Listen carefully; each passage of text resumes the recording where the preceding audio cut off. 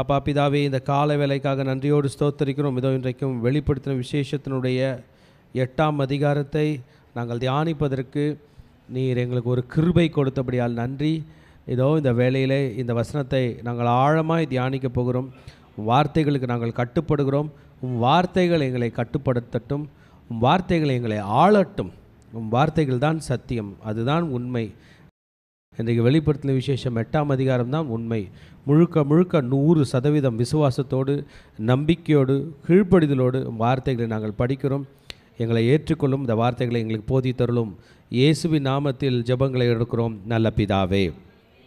திருச்சபையை இன்றைக்கு நாம் வெளிப்படுத்தின விசேஷம் 8ஆம் அதிகாரத்திலே இருக்கிறோம். கர்த்தர் இன்றைக்கு நம்மோடு பேசுவாராக. வெளிப்படுத்தின விசேஷம் 8ஆம் அதிகாரத்திலே 7வது முத்திரை உடைக்கிறதை நாம் பார்க்க போகிறோம். ஆண்டவராகிய இயேசு கிறிஸ்து தேவ ஆட்டுக்குட்டியானவராய் சிங்காசனத்தில் வீற்றிருக்கிறவருடைய கையிலே அந்த புஸ்தகத்தை வாங்கினார். ஒரு புஸ்தகம் இருந்துச்சு. அந்த புஸ்தகம் யார் கையில் இருந்துச்சு? பரலோகத்தில் சிங்காசனத்தில் ஆண்டவர் கையில் இருந்துச்சு. அந்த புஸ்தகத்தில் எத்தனை சீல் போட்டிருந்தது? 7 சீல். ஒன்று உடைக்கணும். உடைச்சா தான் என்ன பண்ண முடியும்? பிரித்து படிக்க முடியும். மைண்டில் ஃபிக்ஸ் பண்ணிட்டீங்களா? அதை வாங்கி உடைச்சி படிக்கிறதுக்கு யாருமே பரலோகத்துலேயும் இல்லை, பூலோகத்துலேயும் இல்லை. அப்புறமா நம்ம ஆள் அழுதுட்டார். பரலோகத்தில் புதுசாக போனாரே, அப்போ தான் போனாரே. அவர் பேர் என்ன பேருங்க? யோவான் அப்போஸ்தலன். அவர் அழுததை பார்த்து 24 மூப்பரில் ஒருத்தர் சொன்னார், இருப்பா அழாத, யூதா கோத்திரத்து சிங்கமும் தாவீதின் வேறானவர் அந்த முத்திரை உடைக்கவும் புஸ்தகத்தை படிக்கவும் தகுதி உடையவராயிருக்கிறார் அப்படின்னு சொன்னார் இல்லையா? அப்புறமா இவர் அழைய நிறுத்திட்டாவில் ஆட்டுக்குட்டியானவர் வந்தார் இல்லை? நம்ம ஆட்டுக்குட்டியானவரை பற்றின ஸ்பெஷல் டிஸ்கிரிப்ஷன் யோவான் அப்போஸ்தலன் சொன்னார். அந்த ஆட்டுக்குட்டிக்கு எத்தனை கொம்புகள் இருந்ததா? Very good. எத்தனை கண்கள் இருந்ததா? 7 கொம்புகள், 7 கண்கள் இருந்தது. ஆமென். அப்போ 7 கொம்புகள் இருந்தது, 7 கண்கள் இருந்தது. அதை வச்சு நம்ம புரிஞ்சுக்கிட்டோம். தேவ ஆட்டுக்குட்டினா ஏதோ நம்ம பார்த்தோமே, செம்மறி ஆடு வெள்ளாடு பார்த்தோமே, அந்த மாதிரி ஒருத்தர் தான் இந்த ஆட்டுக்குட்டியானவர் நம்ம நினச்சோம். இல்லை, வித்தியாசமாக பிரத்யேகமாக என் பாவங்களுக்காக மரிக்கும்படியாக தேவனால் படைக்கப்பட்ட ஒரே ஒரு ஜீவன் என் இயேசு ராஜா தேவகுமாரன். எனக்காக அவர் சாகணும்னா, எனக்காக தன் ரத்தத்தை தரணும்னா, எனக்காக தன் உறுப்புகளை தரணும்னா, எனக்காக எல்லாத்தையும் தரணும்னா, அப்படிப்பட்ட ஒரு ஆட்டுக்குட்டி தான் வேண்டும் என்று தேவனால் தேர்வு செய்யப்பட்டவராய் அந்த உயிராய் இருந்தவர் யார்? இயேசு என்பதை கண்டுபிடிச்சோம். இந்த ஆட்டுக்குட்டி இந்த பூமியில் மனித அவதாரம் எடுத்து அடிக்கப்பட்டு செத்து சிலுவையில் செத்து உயிர் தெழுந்து பரலோகம் போயிருக்கார். போனவர் ஒரு ரிசம்பிளன்ஸில் அங்கே இருக்கார். ஏன்னா வசனம் சொல்கிறது தேவ ஆட்டுக்குட்டி. பைபிளில் ஆதியிலேருந்து இன்றைக்கு வரைக்கும் பலி செலுத்த போகும்போது காளை வரும், ஆடு வரும் இல்லை? வெள்ளாட்டுக்கடா, செம்மறி ஆடு, காளை, அப்படி புறா அப்படின்லாம் வரும்போது அதிகமாக நம்ம படிக்கிறது ஆடு தான். ஆபிரகாம் அவங்க சன் ஐசக்கை மேலே கூப்பிட்டு போகும்போது ஆடு தான் இல்லை? பஸ்கா பண்ணிக்கன்னா ஆடு தான். இவர் தேவனுடைய பஸ்கா ஆட்டுக்குட்டி அப்படின்போது நான் என்னமோ பிக்சர் பண்ணிட்டு இருந்தேன். வெளிப்படுத்தின விசேஷம் படிக்கிற வரைக்கும் படித்த பிறகு தெரிஞ்சிச்சு தேவ ஆட்டுக்குட்டிக்கு 7 கொம்புகள், 7 கண்கள். இந்த ஆட்டுக்குட்டியானவர் முத்திரையை வாங்கிட்டார். தேவனும் என்ன பண்ணிட்டார்? கொடுத்துட்டார். ஒரு முத்திரையாக உடைச்சார் இல்லை? எந்தெந்த முத்திரை உடைக்கும் போது என்னென்ன வந்துச்சுன்னு நம்ம லைட்டாக ஒரு கோத்ரூ பண்ணிடலாமா? இந்த 7 முத்திரைகளை உடைக்கிறது 5ஆம் அதிகாரம், 6ஆம் அதிகாரம், 7ஆம் அதிகாரம், 8ஆம் அதிகாரம் வரைக்கும் இருந்துச்சு. சரி, நான் என்ன நினச்சேன்னா அந்த முத்திரை உடைச்சதும் சவுண்டு கேட்கும், எதனா நடக்கும்னு பார்த்தா ரொம்ப எதிர்பார்க்க முடியாத அளவுக்கு பெரிய பெரிய விஷயங்கள் பூமியில் நடக்குது. புரிஞ்சுங்க, எங்கே நடக்குது? இதை உடைக்கிறது பரலோகத்தில், நடக்கிறது எங்கே? பூமியில் நடக்குது. பாருங்கள், முதல் சீல் உடைச்சார் இல்லை? இதை நம்ம ஆதியாகமம் மன்னிக்கவும் வெளிப்படுத்தின விசேஷம் 6ஆம் அதிகாரத்தில் படித்தோம். அந்த சீல் உடைக்கும் போது என்னத்தை பார்த்தீங்க நீங்கள்? வெள்ளை குதிரை. ஆதியாகமம் 6ஆம் அதிகாரத்துக்கு வந்துருங்க. வெள்ளை குதிரை இல்லை? இந்த வெள்ளை குதிரை புறப்பட்டு போனார் அப்படின்னு நம்ம படித்தோம் இல்லை? இவர் அந்தி கிறிஸ்துவாக இருக்கலாம் அப்படின்னு தியானித்தோம். அந்த செர்மன் நீங்கள் கேட்டிருப்பீங்க. அதை நான் கொடுக்கல, சிஸ்டர் கொடுத்தாங்க. நீங்கள் அவங்களோட பார்த்துங்க. 2வது சீல் ரெட் ஹார்ஸ், சிவப்பு குதிரை. அது எங்கே படித்தோம்? 3ஆம் அதிகாரம், 6ஆம் அதிகாரம் 3-4. குட். ஆமாம், இது என்னன்னா சமாதானமே வெளியே போயிடுது. ஃபஸ்ட்டு சீலு வெள்ளை குதிரை வந்து சமாதானம் கொடுக்குற மாதிரி ஒரு ஆக்ஷனு கொடுக்குறான் அந்தி கிறிஸ்து. ரெண்டாவது வந்து சிவப்பு குதிரை. மூன்றாவது சீல் உடைக்கும் போது கருப்பு குதிரை. என்ன ஆயிடுச்சு? சாப்பாடுக்கு குறைவு வரப்போகுது. நாலாவது சீல் வந்து மங்கின குதிரை, பேல் ஹார்ஸ். அது 7ஆம் வசனம் 8ஆம் வசனம். அஞ்சாவது முத்திரை உடைக்கும் போது குதிரைலாம் முடிஞ்சு, மொத்தம் 4 குதிரை தான். 5ஆவது முத்திரை குதிக்கும் போது கவனிங்க, முத்திரை உடைச்சதுமே சினாரியோ மாறுது. விசுவாசத்துக்காக யாரெல்லாம் கொலை செஞ்சாங்களோ அவங்களுடைய கண்ணீர் தெரிகிறது. அவங்க அழுகிறாங்க, பலிபீடத்துக்கிட்ட என்ன பண்ணுறாங்க? அழுகிறாங்க. என்னன்னு அழுகிறாங்க? ஆண்டவரே, பூமியில் இருக்கிறவங்க கையில் என்ன விசாரிக்கல, இன்னும் நீங்கள் நியாயம் விசாரிக்கல. மனுஷன் எப்போதுமே பிராது பண்ணுறவன். பிராதுனா என்னை கிள்ளிட்டான், என்னை அடிச்சிட்டான், என்னை கொன்னுட்டான், என் பேனாவை எடுத்துக்கிட்டான், வயசான தாத்தாங்கன்னா சொல்லும், என் சொத்தை எடுத்துக்கிட்டான், என் பென்ஷனை எடுத்துக்கிட்டான், இப்படி தான் வரும் பிராது பண்ணுவது. அது நல்லவங்க கெட்டவங்க, கிறிஸ்டியன்ஸ், ரட்சிக்கப்பட்டவங்க, நீதிமான் துன்மார்க்கன் எல்லாமே அப்படி தான். இது நீதிமான்கள் செத்து போயிருக்காங்க, அவங்கள கொண்டுட்டாங்க, அவங்க கூட நல்லது பேசலை, அவங்க ரத்தம் எது பேசுது? குறை கூறுது. குறைன்னா என்னது? ப்ளீட் பண்ணுது, என்ன பண்ணிட்டாங்க, உண்மைதான் அவங்க பேசுறது. இயேசுவோட ரத்தம் மட்டும்தான் மனுஷன் அவரை அடித்து சாகடித்த பிறகு கூட நல்லது பேசிச்சு, நன்மையானவர்களை பேசுகிற ரத்தம். இதில் புரிஞ்சுக்கணும், உலகத்தில் ஒரே ஒரு ரத்தம் நல்லது பேசும், கெட்டவனுக்கும் நல்லது பேசும், நல்லவனுக்கு நல்லது பேசுகிற ரத்தம் எதுங்க? இயேசுவின் ரத்தம். அப்போ 5th சீல், 4 சீல் வரைக்கும் குதிரையை பார்த்து, 5ஆவது சீல் போது என்ன வந்துச்சு? அந்த பரித்து ஜீவன் விட்டாங்க.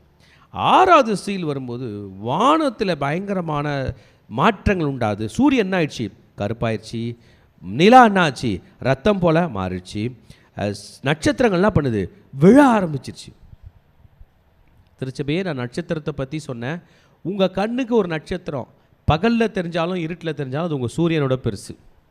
உங்கள் சூரியன் எவ்வளோ பெருசுனா, உங்கள் பூமி 10 லட்சம் பூமி சூரியன் மேலே, சூரியனுக்குள்ளே வைக்கலாம். அப்போ மெகா சைஸு. ஒரு பெரிய ஃபுட்பால் வந்து குண்டூசி மேலே விழுந்தா என்ன ஆகும்? அந்த கதை தான். அது ஒன்றும் பூமி மேலே விழவேனா, பூமி பக்கமாக கீழே விழுந்தாலே அந்த காற்று, அந்த சத்தம் போதும். அதான் இங்கே நடக்குது. நட்சத்திரங்கள், அடடா, மனுஷனுக்கும் நட்சத்திரத்துக்கும் என்ன இருக்குது? சம்பந்தம் இருக்குது. 7ஆவது சீலு தான் இன்றைக்கி வந்திருக்கோம். ஓகே, கன்ஃபியூஷன் இல்லையே? முதல் 4 சீலு 4 குதிரை, 5ஆவது சீலு பரிசுத்தவான்கள், 6ஆவது சீல் எது? கேட்டஸ்ட்ராஃபிக், அதாவது காஸ்மிக், வான மண்டலத்தில் உள்ள சூரியன், சந்திரன், நட்சத்திரம் பாதிக்கப்பட்டுச்சு. 7ஆவது சீலு ஃபைனல் ஜட்ஜ்மெண்ட். ஆமென். 7 முத்திரைகள். 7ஆவது முத்திரை. இந்த 7ஆவது முத்திரை உடைக்கும் பொழுது, இனிய சப்ஜெக்ட் வந்துட்டோம், ஏறக்குறைய பரலோகத்தில் அரை மணி நேரம் அமைதல் உண்டாயிற்று. நான் உண்டாயிடுச்சிங்க, அரை மணி நேரம். Silence in heaven. Amen. Hallelujah. இன்னைய சாப்டரில் 7 எக்காலங்கள் தொனிக்க போகிறாங்க. அதில் 4 எக்காலம் நீங்கள் படிக்க போகிறோம். நிறைய 7 படிக்கிறோம்ல, இதில் 7லாம் என்னென்னா தெரிஞ்சு சொல்லுங்கள். 7 சபைகள், அப்புறம் 7 நட்சத்திரம், 7 பொன் குத்து விளக்கு, அப்புறம் 7 கண்கள், 7 கொம்புகள், அப்புறம் 7 முத்திரைகள், அப்புறம் 7 எக்காலங்கள். எத்தனை? 7 படிக்கிறோம்ல. 7 தூதர்கள் இன்றைக்கி படிப்போம். 7 தூதர்களும் படிப்போம்.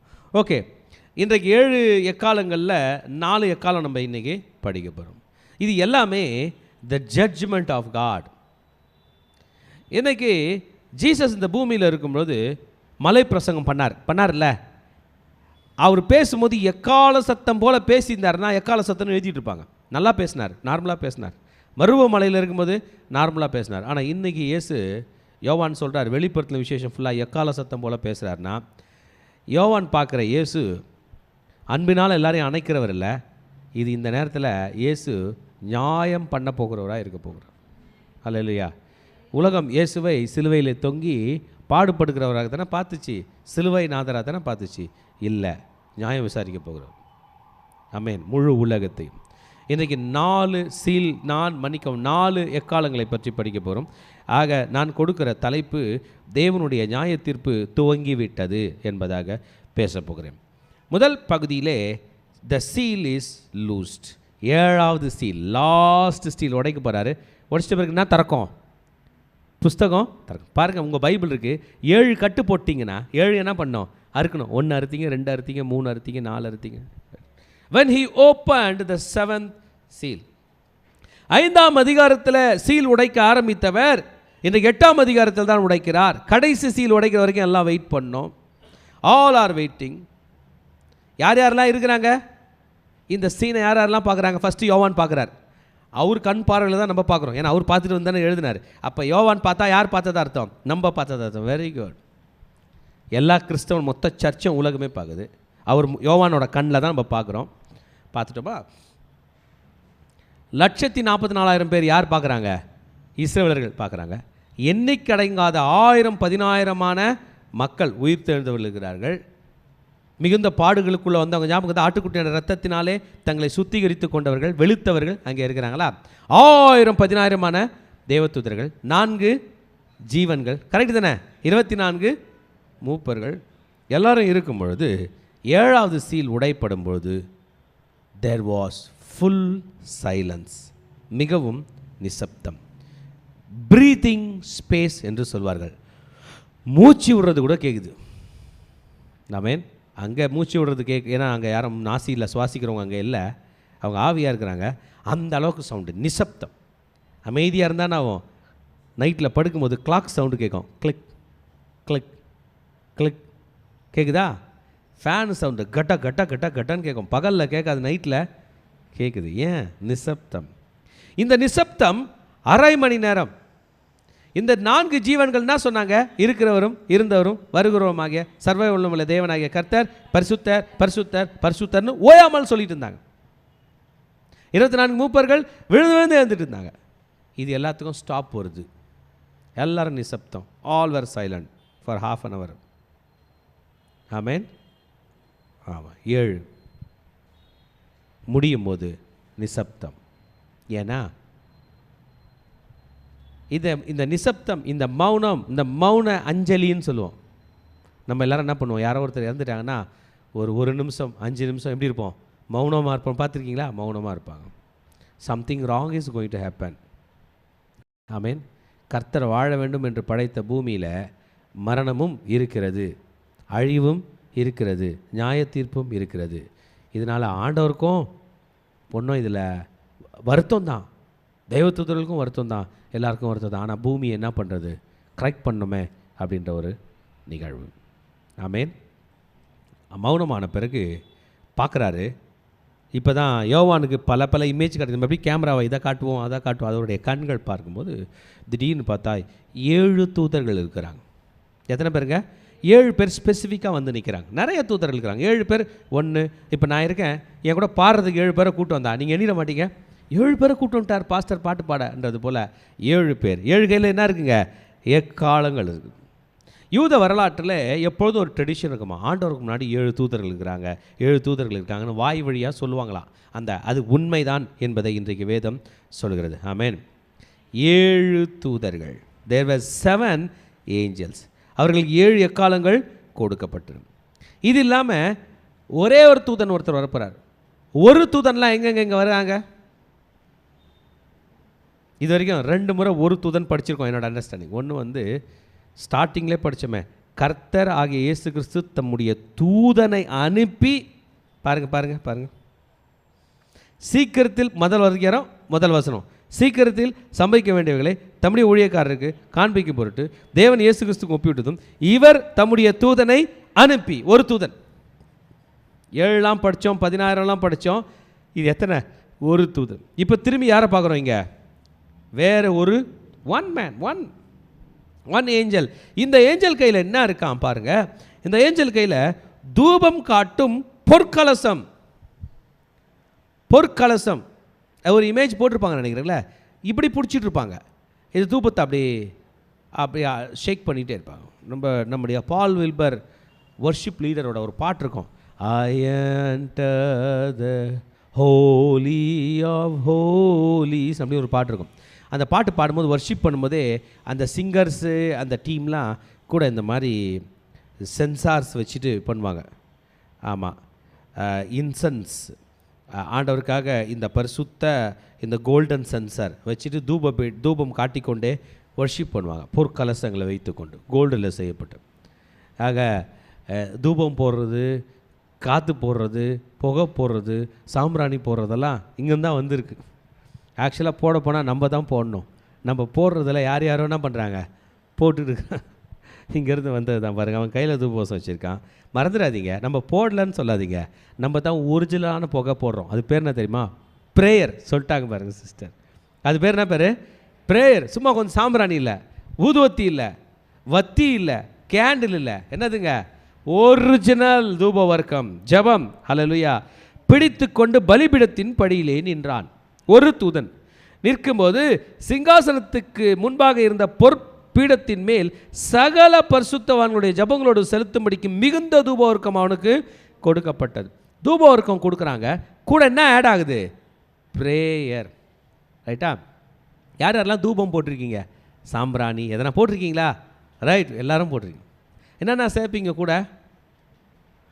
அந்த அந்த பாத்திரத்தில் எடுத்துக்கிங்க, அது என்ன சொல்வீங்க? தூப கலசமா? சரி, தூப கலசம் எடுத்துட்டீங்க. என்ன போடுவீங்க ஃபஸ்ட்டு அதில்? என்னம்மா? முதல்ல நெருப்புமா? கறியா? நெருப்பு இருக்கணும், கறி இருக்கணும். ரைட்டா? கரெக்ட் தானே? பேர்னிங் கோல்ஸ், நெருப்பு போடுவோம். அதுக்கப்புறம் என்ன போடுவோம்? சாம்பிராணி போடுவோம். கொஞ்ச நேரம் பொறுத்து கொஞ்சம் நெருப்பு போடுவோம், அப்புறம் சாம்பிராணி போடுவோம். ஆமென். நெருப்பு ஆண்டவர் கொடுக்குறாரு, சாம்பிராணி நம்ம போடுறோம். அல்லேலூயா. சாம்பிராணி மட்டும் ஸ்மெல்லு வராது, ரெண்டும் காம்பினேஷன். ஸ்மெல் வருது, ஃப்ரேக்ரன்ஸ் வருது. நம்ம ஆண்டவர் அதை ஃபீல் பண்ணுறார், நம்ம ஆண்டவர் அதை முகருகிறார். என் புள்ள போட்ட 1000 ஸ்தோத்திர பலி அங்கே வந்துட்டுது அப்படின்னு. அல்லேலூயா. அதோடு கூட 2 சொட்டு கண்ணீர் விட்டிங்கன்னா கரெக்டாக வந்துட்டுது. ஆமென். உலகத்தில் போஸ்டல் டிபார்ட்மெண்ட்டில் நம்ம அமிச்சது கரெக்டாக போய் சேரோன்னா அதை விட அதிகமாக நான் பண்ண ப்ரேயர் ஆண்டவர்களை போய் சேரும். எங்கள் ரிலேட்டிவ் ஒருத்தவங்களுக்கு ஒரு சின்ன கொரியர் பண்ண சொல்லி தம்பிக்கிட்ட சொன்னேன்.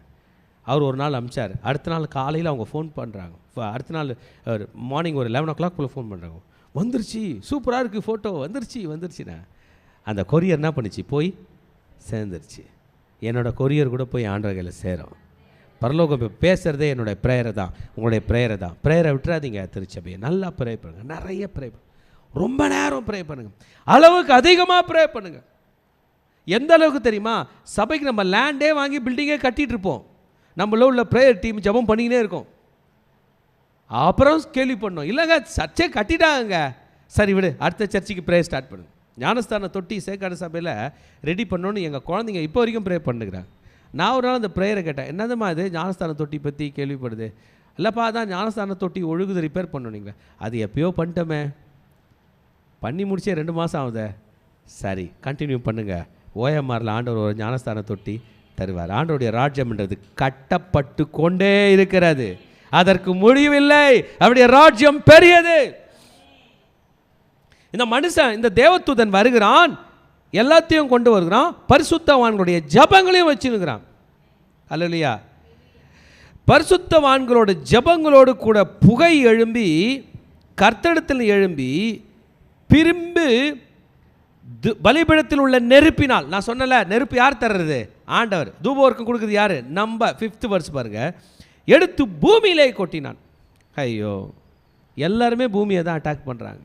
எங்கே கொட்டினா? பூமியில் கொட்டினா. அப்படி மார்ஸில் கொட்டா பரவாயில்லையா? இல்லை, இங்கே தான் ஆண்டவருக்கு விஷயம் இருக்குது.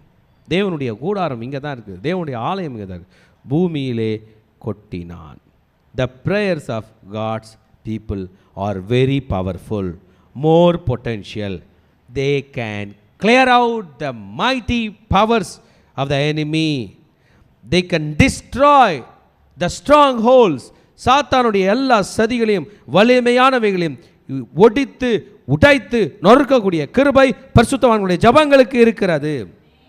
மேலிருந்து அவன் போட்டது சாத்தானுடைய கோட்டைகளை அகற்றும்படியாக, அழிக்கும்படியாக. அதை போட்டதும் என்ன வந்துருச்சான்? உடனே சத்தங்களும் இடி முழக்கங்களும் மின்னல்களும் பூமி அதிர்ச்சி உண்டு. பூமியால் தாங்க முடியல. பரிசுத்தவான்களுடைய ஜபம் பூமியால் தாங்க முடியல, ஜபங்கள் தாங்க முடியல. Prayer is powerful tool. Amen. என் கையில் ஒரு மைக் இருக்குது. இந்த மைக்கை நான் பேசுகிறேன், இது கார்டு வழியாக இங்கே போய் அந்த மிக்சரில் போய் ஆம்ப்ளிஃபயரில் போய் போகுது. என் கையில் கார்ட்லெஸ் மைக் இருந்தால் ஒயர்லெஸ் வழியாக என்னுடைய மெசேஜ் போகுது. ஆமென், ஹல்லேலூயா. வேவ்ஸ் மூலமா, ஒலி மற்றும் ஒளி கதிர்கள் வழியாக இங்கேருந்து அதுக்கு ரிசீவ் ஆகுது. நான் உங்களை பார்த்து கேட்குறேன், இது ஒயரில் போகுது, அது எதில் போகுது? காற்றுல போகுது. சும்மானா ஒரு ஒயர்லெஸ் எடுத்து hello hello hello hello test battery மாற்றுப்பா அப்படின்றீங்க. அவர் அங்கே பேட்டரி மாற்றுறாரு, நீங்கள் இங்கே பேட்டரி மாற்றுறீங்க, வேலை செய்யுது. எப்படி வேலை செய்யுதுன்னா யோசிச்சிங்களா? இதுக்கும் அதுக்கும் கனெக்ட் பண்ணுற ரோடு யார் போட்டது தெரியுமா? அந்த ஒளி மற்றும் ஒளின்றீங்களே, அந்த காற்றை உருவாக்குனவர் ஆண்டவர்.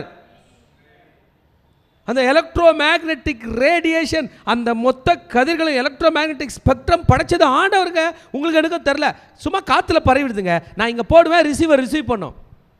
டிவி சேனல் இருக்குது, ரேடியோ சேனல் இருக்குது. அவங்க இங்கே வந்து ஏதோ ஒரு ப்ரோக்ராமை ஒளிபரப்பி எங்கே விட்ருவாங்க?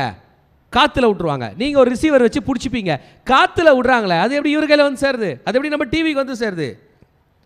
எலக்ட்ரோ மேக்னெட்டிக் ஸ்பெக்ட்ரம் ஒளி மற்றும் ஒளி கதிர்களாக வருது. நான் கேட்குற இந்த ஒளி மற்றும் ஒளி கதிரை யார் படிச்சுது? இந்த ரோடை யார் படிச்சுது? நீங்கள் பைக் ஓட்டுன்னு வந்துட்டீங்க, இல்லைன்னா வருவீங்களா? அப்போனா தலை சொறிகிற அளவுக்கு இருக்குது. அப்பப்பா, எனக்கு தெரியாத ஏதோ ஒரு சக்தி இவைகளை படைத்து வைத்திருக்கிறது. இந்த சிஸ்டம் வேக்யூமில் வேலை செய்யாது தெரியுமா? எந்த கோள்கள்லாம் இந்த காற்று மண்டலம் இல்லையோ அங்கே வேலை செய்யாது தெரியுமா? அண்ட சராசரத்தில் லட்சக்கணக்கான கோள்கள் பூமி போல இருக்கு. உங்கள் டார்ச் கூட அதுக்குள்ளே போகாது தெரியுமா? நீங்கள் டார்ச் அடிச்சிங்கன்னா டார்ச்சு எங்கே போகுதுன்னு உங்களுக்கு தெரியும். ஆனால் அந்த பிளாக் ஹோல்ஸில் டார்ச் கூட போகாது, எலக்ட்ரோ மேக்னெட்டிக் ரேடியேஷன் எதுவுமே போகாது. அப்போ தான் தெரியுது, பூமியில் ஆண்டவர் மனுஷனை மட்டும் படைக்கலை, ஒளி மற்றும் ஒளி கதிர்களெல்லாம் படைச்சிருக்கிறாரு. ஹல்லேலூயா. சூரிய ஒளி நம்ம வரைக்கும் வந்து சேருது. சூரியனை ஒளி விட்டுருச்சு வந்துருச்சுன்றீங்க. இல்லைங்க, சூரிய ஒளி கதிர்கள் அது பயணித்து இங்கே வருகிறது. என் கையில் ஒரு தண்ணி ஸ்ப்ரே பண்ணுற, இந்த நம்ம பியூட்டி பார்லர்லாம் ஹேர் கட்லாம் பண்ண போகும்போது தண்ணி அடிப்பான், பார்த்துருக்கீங்களா? சூப்பராக இருக்கும்ல, அது ஒரு அடி அடிக்கும்போது முகத்தில் படுதில்ல. அது இல்லாமல் கடையில் போனோன்னா என்ன பண்ணுவான்? எடுத்து ஸ்ப்ரிங்கிள் பண்ணுவான். நல்லா இருக்குமா? நல்லா இருக்காது. சூரியன் ஒளியை மாத்திரம் தரவில்லை, அந்த ஒளி உங்களிடம் வந்து சேரக்கூடிய வகையில் அவைகளை கதிர்களாகவும் மாற்றி அனுப்புகிறது. சும்மா சூரியன் போட்டு, சூரியன் படம் எப்படி வருவீங்க? ஒரு ரவுண்டு போட்டு கோடு கோடு கோடு. என்ன கோடு? யார் போட்ட கோடு? எப்படி சூரியன் பூமிக்கு வந்து சேர்கிறது? அவர் படைத்திருக்கிறார், அவைகள் வர வேண்டிய வழியை காட்டியிருக்கிறார். ஆமென். எடுத்து பூமியில் ஊற்றுறார் பாருங்க. Everything is coming back to earth. பூமியில் புயிர்ப்பு சக்தி ரொம்ப ஸ்ட்ராங். பூமியை விட்டு வெளியே போகிற அத்தனையும் பூமியினால் ஈர்க்கப்படும். பூமியோட பவர், இழுக்கிற பவர் இருக்குது, அது இழுத்துடும். பரிசுத்தவானுடைய ஜெபம் பூமியிலிருந்து போயிருக்கிறது, அது திரும்பி பூமிக்கு அனுப்பப்படுகிறது. பரிசுத்தவானுடைய கண்ணீர் மறுபடியும் பூமிக்கு அனுப்பப்படுகிறது.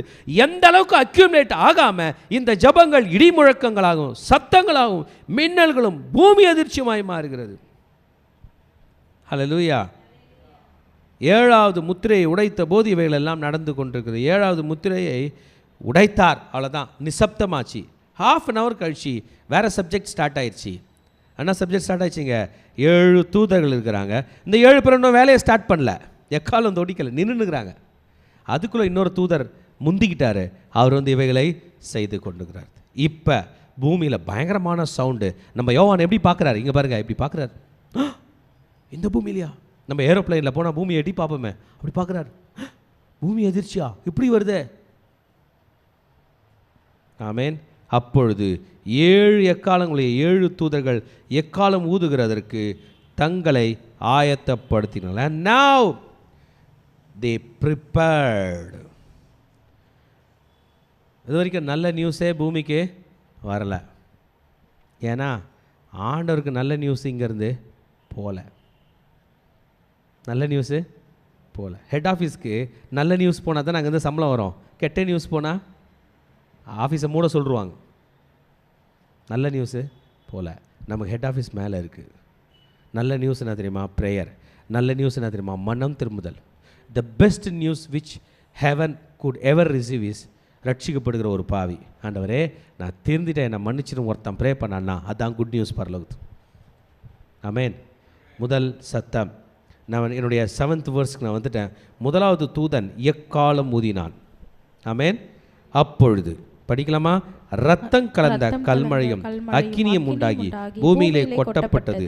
அதனால் மரங்களில் 1/3 வெந்து போயிற்று, பசும்புல்லெல்லாம் எரிந்து போயிற்று. பாருங்க, ரத்தம் கலந்த கல் மழையும் அக்கினியும். கல்மழை யாரெல்லாம் பார்த்துருக்கீங்க? ஐஸ் கட்டி மழை, ஆலங்கட்டி மழை பார்த்துருக்கீங்களா? அந்த நேரத்தில் வெளியே போனால் தலைமையில் டொக் டொக் டொக்குன்னு ஊந்துருக்குல்ல. இது கூட கொஞ்சம் ரத்தம் கலந்து வந்தா,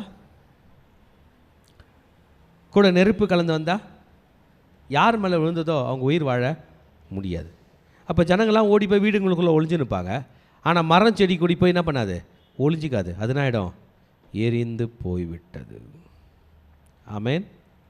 A third of the trees, 1/3 எரிந்து போய்விட்டது. மேலே உள்ள இலைலாம் எரிஞ்சிச்சு, அடியில் மாட்டினது தப்பிச்சிச்சு. மேலே உள்ளது எரிஞ்சுருக்கிறதுக்குள்ளே கீழே உள்ள இலை என்ன பண்ணிச்சு? தப்பிச்சிச்சு. ஆனால் எவ்வளோ காலி ஆயிடுச்சு? 1/3.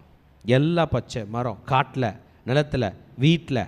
ஒரு வீட்டில் வாழை மரம் வச்சுருக்காங்க, அதில் ஒரு 9 இலை இருக்குன்னா 3 இலை காலி.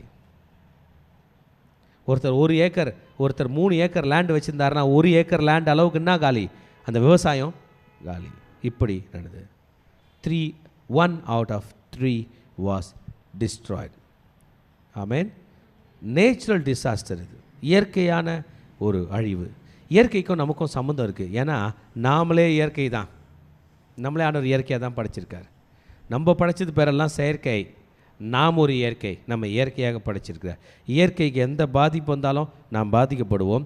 நம்மால் படைக்கப்பட்ட செயற்கைக்கு பாதிப்பு வந்தாலும் நாம் பாதிக்கப்படும்.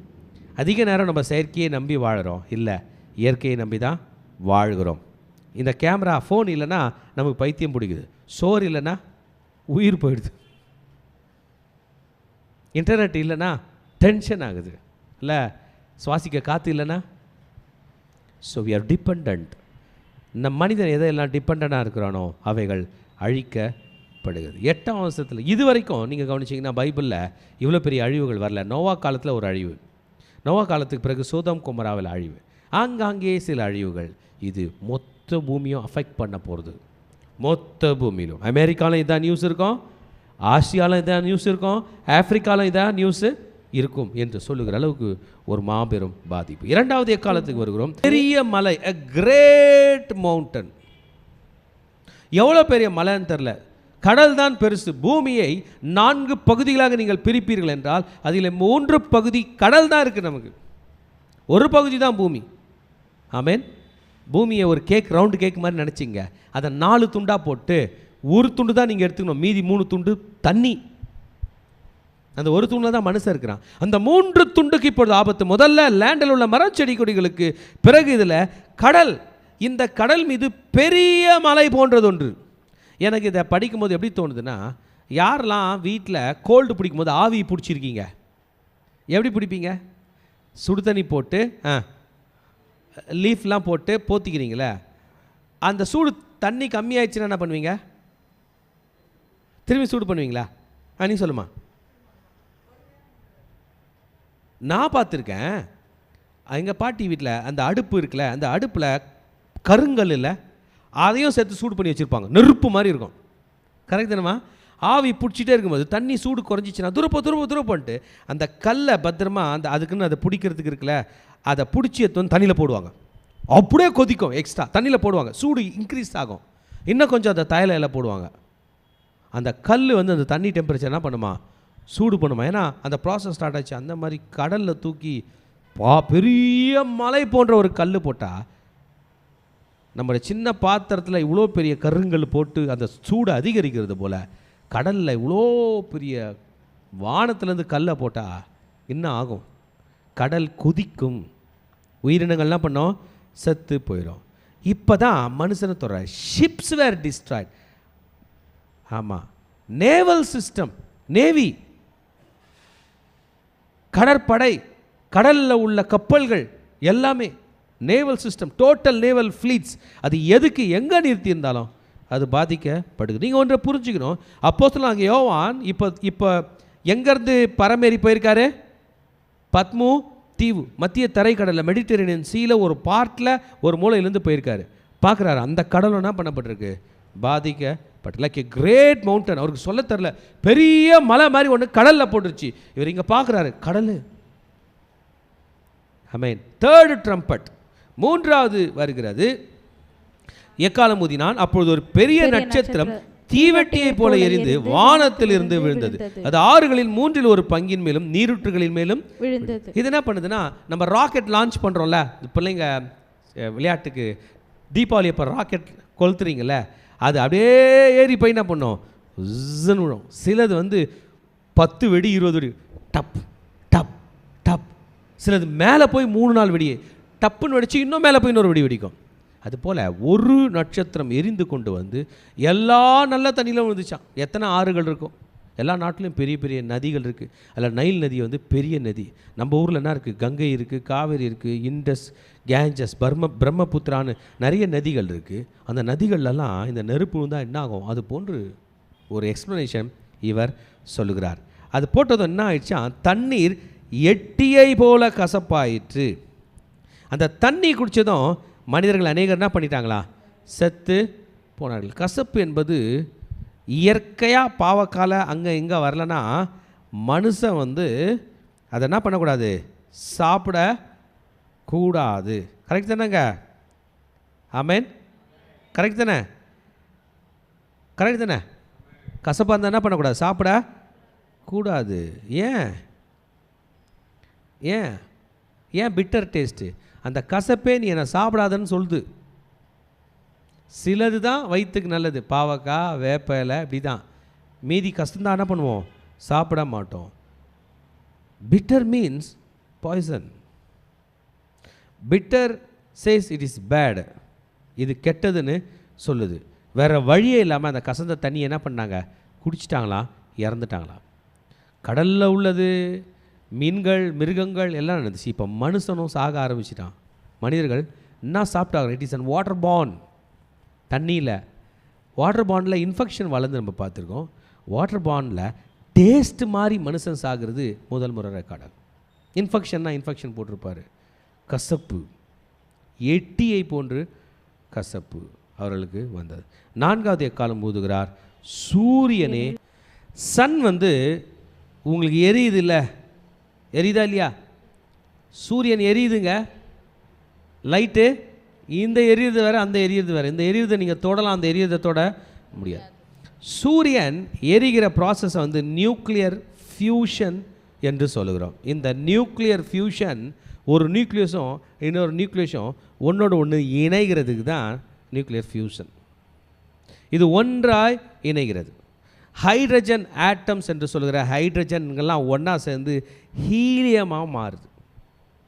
ஆமேன், ஹல்லேலூயா. இந்த ஹைட்ரஜன் ஆட்டம்ஸ் ஒன்றோடு ஒன்று சேரும்போது, ஒன்று அடிச்சுக்கிட்டு ஒட்டும் போது, இங்கே பாருங்கள். ஆமேன். எப்படி சவுண்டு கேட்குதுல? ஒரு கல்லை இன்னொரு கல்லை வச்சு அடித்தா என்ன ஆகும்? நெருப்பு உண்டாகுதுல? அதுபோல் ஹைட்ரஜன் ஆட்டம்ஸ் ஒன்றோட ஒன்று டப்பு டப்பு டப்பு டப்புன்னு கோடான கோடிக்கணக்கில் அடித்து கொள்வதினால், அந்த ஃபியூஷன் ஆவதினால் என்ன வருதான்? எரிதான். ஆமேன், ஆமேன். இது எரிவதற்கு இந்த பூமியில் எந்த நெருப்பு நீங்கள் எரியனாலும் அதுக்கு ஆக்சிஜன் வேணும். ஆனால் சூரியனில் ஆக்சிஜனே இல்லை, தேவையே இல்லை. சூரியனை தெளிவாக சொல்லணும்னா அது ஒரு சின்ன குட்டி நியூக்ளியர் ரியாக்டர். முதல்ல சூரியனோட சூடு ஒரு பக்கம், அது கேன்சர் வந்துடும் நமக்கு.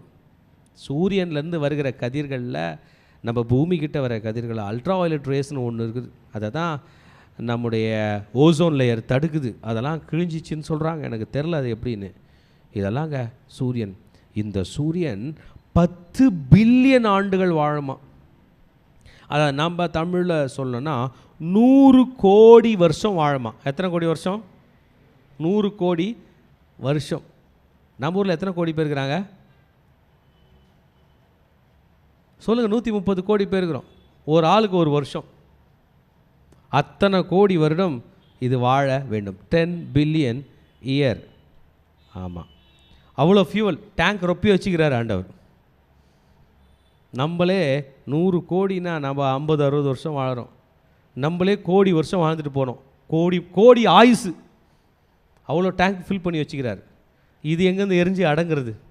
எரிந்து கொண்டே இருக்கிறது. அதை பற்றி தான் படிக்கலாமா? 4th எக்காலம், சூரியனில் 1/3 திடீர்னு அதிகமாக எரிஞ்சு போச்சு. இல்லை, ஃபியூவல் டேங்க்கில் பெட்ரோல் இருக்குது, திறந்து விட்டு கொளுத்துனா ஃபியூவல் டேங்க் ஃபில் பண்ணால் ஊர் வரைக்கும் போயிட்டு வரலாம். திறந்து விட்டு கொளுத்திட்டிங்கன்னா அங்கேயே எரிஞ்சு போயிடும். அது சந்திரனில் 1/3, நட்சத்திரம் 1/3 சேதப்பட்டது, 1/3 இருளடைந்தது, பகலிலும் 1/3 பிரகாசம் இல்லாத போயிட்டு, இரவிலும் அப்படியே ஆயிற்று. இரவில் ஆக்சுவலாக 3 பகுதியாக பிரிக்கலாம். பகல் இரவு ஒரு 8 மணி நேரம், ரைட்டா? ஆக்டிவான சூரிய ஒளி ஒரு 8 மணி நேரம், காலையில் கொஞ்சம் மந்தமான ஒளி ஒரு 4 மணி நேரம், ஒரு 3 மணி நேரம், அப்படி இப்படி ஃபிக்ஸ் பண்ணோம்னா 3 பங்கு காலி. நைட்டில் 8 மணி நேரத்தில் ஏறக்குறைய 3/4 அதை 3 பங்கு காலி. பகல்லையும் காலி. அப்போ பகலில் கொஞ்ச நேரம் எப்படி இருந்துச்சு? இருளாக இருந்தது. இரவில் கொஞ்ச நேரம் எப்படி இருந்துச்சு? அதிக இருளாக இருந்தது. சந்திரனை காணவில்லை. என்ன இது சொல்கிறேன்னா, everything went under chaos. Corona அப்போ எதுவுமே வேலை செய்யலை, கரெக்ட் தானே? குழப்பமாகிருச்சு. கப்பலுங்க கிளம்பல, ஏரோப்ளைனு கிளம்பல, கரெக்ட் தானே? வர வேண்டிய பொருள்கள் வரல, போக வேண்டிய பொருள்கள் போல, குழப்பம் உண்டானது போல். இது இயற்கைக்கே குழப்பம். காலையில் எழுந்தால் சூரியன் உதிச்சு இருக்காது, ஆனால் ஜனங்க வாழ்ந்து நிற்பாங்க. நைட்டு பார்த்தா நிலா இருக்காது, ஆனால் ஜனங்க வாழ்ந்து நிற்பாங்க. நட்சத்திரங்களே காணோம் வானத்தில், டெலஸ்கோப்பில் பார்க்குறாங்க நட்சத்திரத்தை காணோன்னு, ஆனால் ஜனங்க வந்து எவ்வளோ பயம் இருந்திருக்கும், எவ்வளோ சவுண்டு இருந்திருக்கும். இயற்கையுடைய ஒரு இடி, என்னதுங்க? எத்தனை பேர் இடியில் பயந்து போனவங்க இருக்கீங்க? பயங்கரமாக இருக்கும். அந்த இடி எங்கேயோ இடிக்குது, சும்மா கொஞ்சம் உழுது. தென்னை மரம் என்ன ஆச்சு? பனை மரம் என்ன ஆச்சு? வீடுகள் என்ன ஆச்சு? இந்த இடிகள் எல்லாம் உருவாக்குகிற அந்த ஆதாரங்களே இப்படி பாதிக்கப்படுகிறதே, பகலிலும் இரவிலும். பின்பு ஒரு தூதன், இன்னொரு ஒரே தூதனை பற்றி வானத்திலிருந்து பறந்து வர கண்டேன். அவன் மகா சத்தமிட்டு, இந்த எக்காலத்தில் 4 எக்காலம் முடிஞ்சதும் 5, 6, 7 ரொம்ப டேஞ்சராக இருக்கும். ஐயோ என்கிற குரல். ஐயோன்ற குரல் வந்து நமக்கு பிடிக்காத ஒரு குரல், கேட்க விரும்பாத ஒரு குரல். ஐயோ அப்படின்னு பிள்ளைங்க விளையாட்டுக்கு சொன்னாங்களோ, டப்புன்னு அடிச்சிடுவோம். அந்த வார்த்தை வாயில் சொல்ல கூட சொல்லாத. ஐயையோ ஐயையோ 3 முறை சொன்னா ஐயையோ ஐயோ சொல்லாத. ஏஞ்சல் சொல்கிறான் ஐயையோ என்று சொல்லுகிறான். ஏன்?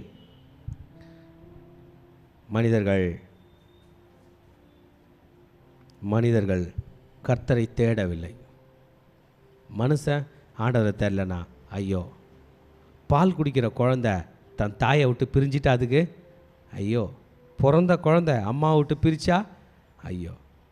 கோழியை விட்டு குஞ்சை பிரித்தா ஐயோ. கோழியை விட்டு குஞ்சை பிரித்து நாய்கிட்ட கொடுத்தா காப்பாற்றுமா? நரிகிட்ட கொடுத்தா காப்பாற்றுமா? தாய் கையிலேருந்து குழந்தைய பிரித்து நரி கையில் கொடுத்தா? கர்த்தர் கையிலேருந்து மனிதன் பிரிந்தா ஐயோ தான். என்ன சொல்கிறது வெளிப்படுத்தல் விசேஷம்? மனிதர்கள் கர்த்தரை தேட வேண்டும், மனிதர்கள் கர்த்தர் பாதத்திலே விழ வேண்டும் என்று. ஆனால் அவங்களாம் தேடலை. வாங்கல நம்ம அர்ப்பணிப்போம். நான் தேடுறேன் ஆண்டவர், இந்த சத்தத்துக்கு என்னை விலக்கி காட்டுங்க. இந்த ஆபத்துலலாம் நம்ம இருக்க மாட்டோம் தெரியுமா? நம்மளை ஆண்டவர் பரலோகம் எடுத்துப்பாருன்னு யோவான் சொல்லியிருக்கிறார், பவுல் அப்போஸ்தலன் சொல்லியிருக்கிறார், இயேசுவே சொல்லியிருக்கிறார். உலகம் அழிவதற்கு முன்பதாக அவருடைய திருச்சபை எடுத்துக்கொள்ளப்படும். நீங்களும் நானும் ஆண்டவராக இயேசு கிறிஸ்துவின் மனவாட்டி சபை நம்மை ஆண்டவர் பரலோகத்துக்கு எடுத்துக்கொள்வார். வாங்க திருச்சபையை நம்மை அர்ப்பணிப்போம், கர்த்தரை ஆராதிப்போம். ஸ்தோத்திரம் ஸ்தோத்திரம் ஸ்தோத்திரம் ஸ்தோத்திரம். நம்முடைய செபங்கள் பரலோகத்தில் எட்டப்படுகிறார். ஆமென். நாம் பண்ணுகிற செபங்கள் வீணாய் போகுவதில்லை. அநேக நேரத்தில் நாம் யோசிக்கலாம், ஐயோ என் செபங்கள் வீணாய் போயிடுச்சே, என் செபங்கள் இன்னும் கேட்கப்படலை என்று நாம் நினைத்து கொள்ளலாம். ஆனால் கர்த்தர் நம் ஜெபத்தை கேட்கிறார். ஆமென். நம்முடைய செபங்கள் பரலோகத்தில் எட்டப்படுகிற ஒரு காரியமாக இருக்குது. நம்முடைய செபங்கள் தேவன் ஒருபோதும் தராட விடுதலை. ஆமென். ஜெபமே ஜீவன், ஜெபம் ஜெயம், ஜெபத்தின் வாஞ்சை தந்தருளும், ஜெபத்திலே தரித்திருந்து ஜெபத்தின் மேன்மை காண செய்யும். ஜெபமே ஜீவன், ஜெபமே ஜீவன், ஜெபம் ஜெயம். ஜீவியத்திற்கு இதுவே சட்டம். ஜெபமே ஜீவன், ஜெபம் ஜெயம். ஜீவியத்திற்கு இதுவே சட்டம். ஊக்கத்துடனே ஊக்கத்துடனே ஓர் முகமாய் வாக்குதத்தத்தை பற்றி கொண்டு நோக்கத்தை எல்லாம் நேர்மையாக்கி கேட்கும்படிக்கு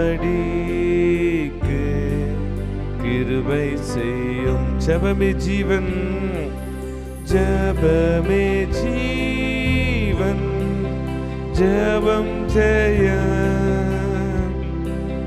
ஜீவியத்திற்கு இதுவே சட்டம். ஜெபமே ஜீவன், ஜெபம் ஜெயம். ஜீவியத்திற்கு இதுவே சட்டம். ஜீவியத்திற்கு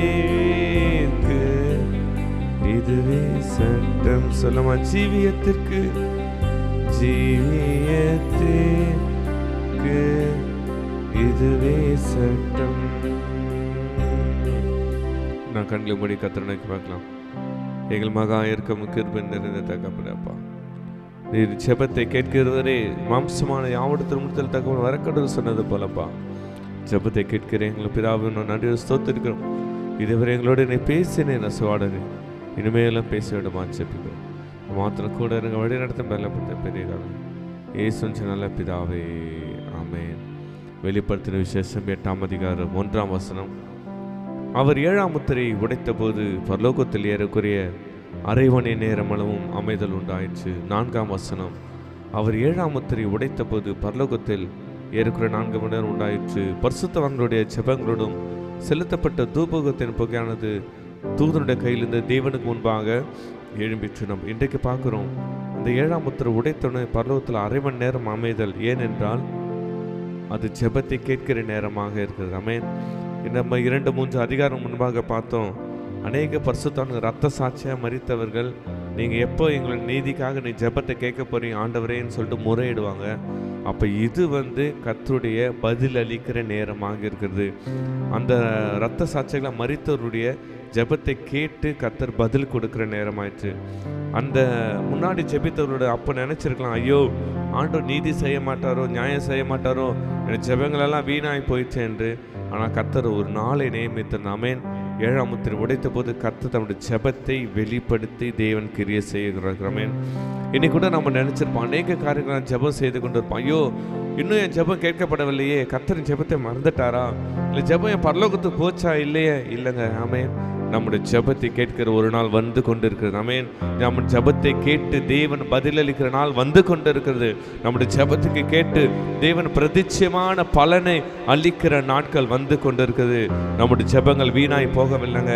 அது தூப கலசத்தில் ஏற்றப்பட்டு அது பரிசுத்தான பரலோகத்தில் தேவனுடைய சமூகத்து முன்பாக எழும்பி கொண்டு இருக்கிறது. இன்னைக்கு நம்ம கண்களை மூடி கர்த்தரை நோக்கி பார்க்கலாம்.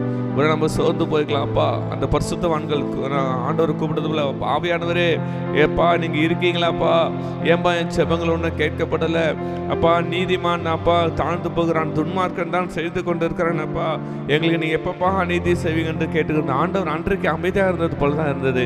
ஆனால் இந்த 2 அதிகாரங்களில் தேவன் முத்திரை உடைத்த போது பரலோகத்தில் ஜெபங்கள் எழும்புறதான் இருக்குது. இன்னைக்கு நம்ம ஆண்டவர்கிட்ட முடி சொல்லிப்பா, சாரிப்பா நான் கூட ஜெபம் எல்லாம் வேஸ்ட் ஆயிடுச்சு ஆண்டவரப்பா, என் செவெல்லாம் ஒன்றும் பயனில்லாமல் போச்சு. நான் ஆனவனா நான் ஒரு குறை சொல்லிக்கொண்டே இருக்கிறேன்ப்பா. சாரிப்பா. என் செபங்கள் பரலோகத்தில் எட்டப்படுகிறப்பா. என் செபங்கள் பரலோகத்தில் எட்டப்படுது சொல்லுகிறேன்ப்பா. நான் இன்னைக்கு முடிவு செய்கிறப்பா, என் செபங்கள் ஒருபோது வீணா போகாது. ஆண்டவர் சொல்ல, மகனே மகளே, உன்னுடைய கண்களிலிருந்து வருகிற ஒரு சொட்டு கண்ணீரையும் என்னுடைய துரித்தில் அல்லவோ இருக்கிறது என்று சொல்லுகிறார். மகளே, உன்னுடைய செபங்களுடைய ஏக்கங்கள் எல்லாம் என் சமூகத்தில் வந்து கொண்டிருக்கிறது என்று சொல்லுகிறார். நான் அதுக்கு பலன் அளிக்க நேரம் அவனோடு கூட வருகிறது என்று சொல்லுகிறார். இன்னைக்கு நம்மளத்துல ஒரு சோர்ந்து போயிருந்தா கத்திரத்தைப்பா, சாரிப்பா, அவங்கள நான் புரிச்சிக்காம நானும் அந்த பஸ்ஸை கேள்வி கேட்டுட்டப்பா. எங்க வாழ்க்கையில் அந்த செபங்களை கேட்கிற நாட்கள் வரட்டாப்பா. எங்க செபத்தை வாழ்க்கையில் செபத்தை கேட்கிற நாட்கள் வரட்டாப்பான்னு சொல்லிட்டு ஆண்டு சமூகத்தில் அப்படியே கேட்கலாமாப்பா. நீங்க செபத்தை கேட்கிறவரே இன்னைக்கு நாங்கள் பார்த்துறப்பா. எல்லாரோட செபத்தை நீ கேட்கிறவரப்பா. ஆண்டவரே, எங்களுக்கு செபங்கள் வீணாய் போகாதப்பா. எங்க செபங்கள் வீணாய் போகாத. இன்றைக்கு நம்ம ஒரு விசுவாச செயல் செய்ய போறோம். முடிந்தவர்கள் முழங்கால் படிட்டு இன்னைக்கு கர்த்தர் சமூகத்தில் வந்திருக்கோம். கடைசியா வரும்புறப்பா, அந்த பரிசுத்தவான ஜெபத்தை கேட்ட தேவன் எங்க ஜெபத்தை கேளுங்கப்பா. உங்களுக்கு என்ன ஜெப குறிப்பு இருப்போ அது இருத்தி ஆழத்திலிருந்து அப்படியே நம்ம ஊற்ற போகிறோம். ஜெப கலசத்துல ஊற்ற போகிறோம். இந்த ஜெபம் இப்போது பரிசுத்தவான ஆண்டவர் சமூகத்திலிருந்து அப்படியே நேரடியாக பரலோகத்துக்கு செல்ல போகிறது. நம்ம இருதயத்தை ஆழங்களை ஊற்றி ஆண்டவரை செபிக்கலாமா? இது நாம் செபிக்கிற நேரம், நம்முடைய செபங்களின் ஆலயத்தில் செபிக்கிற நேரம் கர்த்தருக்கு நம்ம பலன் தருகிறார் இருக்கிறார். நம்ம இருதயத்தின் ஆழ்த்த ஆண்டவரை செபிக்கலாமா?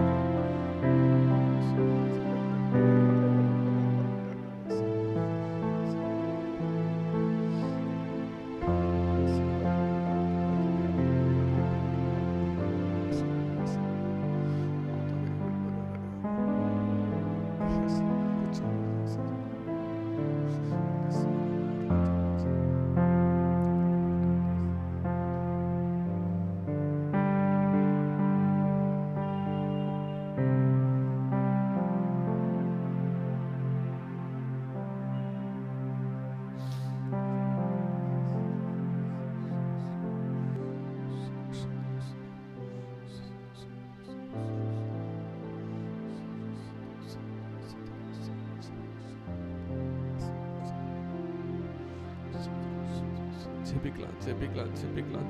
இருதயத்தை ஊற்றலாம். நம்முடைய செபங்கள் பரலோகத்தில் ஏறிக்கொண்டே இருக்கிறது.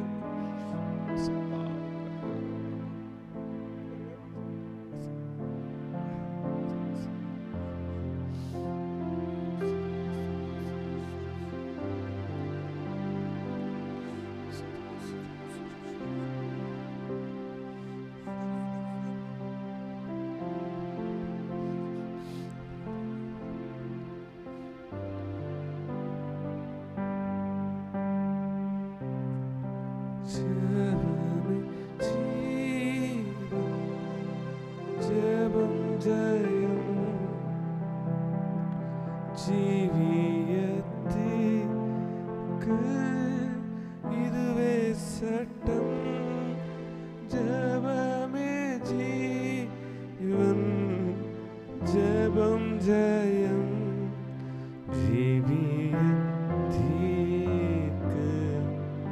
இதுவே சட்டம். அன்பான தேவச்சரமே, உடைய செபங்கள் அதில் பரலோகத்தில் நீ எட்டப்பட்டிருக்கிறது. மகனே, உன் விண்ணப்பத்தை கேட்டேன், உன் கண்ணீரை கண்டேன் என்று கர்த்தர் சொல்கிறார். மகளே, நீ முந்தினதை யோசிக்காதே, நீ பூர்வமானதை யோசிக்காதே. இதோ நான் உனக்கு புதிய காரியத்தை செய்கிறேன். மகளே, நீ முந்தினதை யோசிக்காதே, நீ பூர்வமானதை நினைக்காதே. இதோ நான் உன் வாழ்க்கையில் ஒரு புதிய காரியத்தை செய்கிறேன். 2020 ஆண்டாம் ஆண்டு ஒரு புதிய துவக்கத்தின் ஆண்டு. பழையவைகளை இல்லை, புதியவைகள் நம்ம வாழ்க்கையில் ஒரு தோன்றுகிற ஆண்டாக இருக்குது.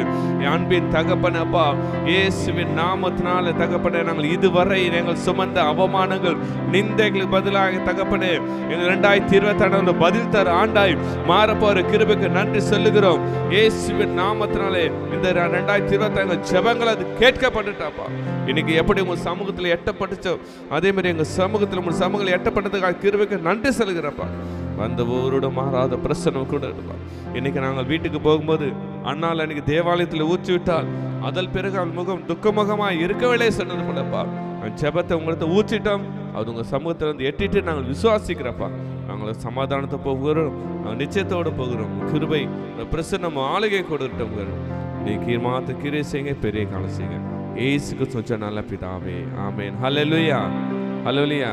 பக்கத்தில் உள்ள கைகளை குலுக்கி சொல்லுங்க, உங்கள் ஜெபங்கள் பரலோகத்துக்கு எட்டப்பட்டது. ஆமேன். உங்கள் ஜெபங்கள் பரலோகத்துக்கு எட்டப்பட்டது. ஆமேன். உங்கள் ஜெபங்கள் பரலோகத்துக்கு எட்டப்பட்டது, கேட்கப்பட்டது. ஆமேன். ஹல்லேலூயா, ஹல்லேலூயா, ஹல்லேலூயா.